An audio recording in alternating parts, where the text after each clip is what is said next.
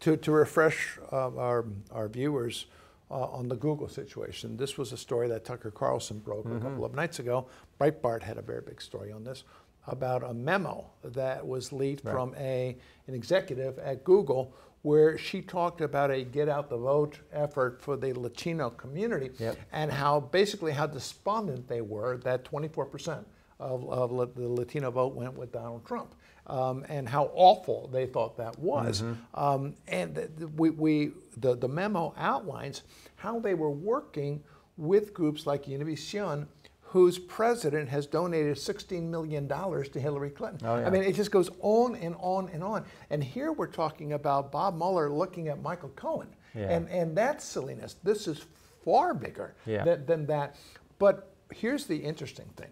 I get the name of this person because Marilla was the the one here. I guess it's his name is Sundar Pichai. Is that what it is? Yeah. Now he's the CEO of Google. Of Google, sure. This man was on those email chains.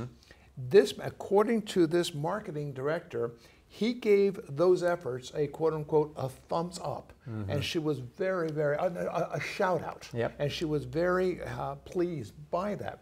This is the same CEO who refused to testify in Congress last week. If I were in your shoes, I'd be hauling his rear end right back in here to ask him to explain himself that he knew about this, because I think this is illegal activity. I think, look, I was glad we had Twitter and Facebook in last week in front of Congress, in front of the Energy and Commerce Committee. I would like to have them in front of the Oversight Committee. In fact, the Oversight Committee is where the four members I talked about, some of those members are on that committee, so the ones who are actually shadow banned could ask questions of Jack Dorsey, the CEO of Twitter. But you're right. I was talking about the same memo where we talked about the silent donation, and we would love to have Google's CEO here as well. And I think we're at a point where that's what's warranted.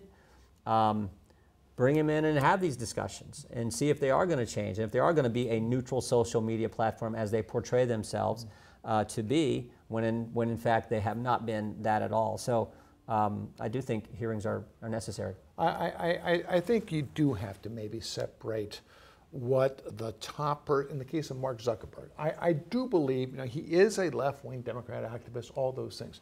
I do believe he understands the threat to his own company by doing this. But again, he's got tens of thousands of employees who are uber left-wingers.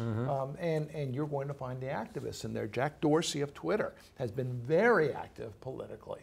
Endorsing an effort to ban the Republican Party in California, that sort of things. But I think he also understands the threat to it. So these are serious issues. It's kind of like it's sort of like some of the employees are sort of like the lowest learner within the bureaucracy. You got someone at the IRS who has this point of view and puts in place this whole targeting. It's sort of the same kind of concept with some of these employees in these large corporations that have such influence.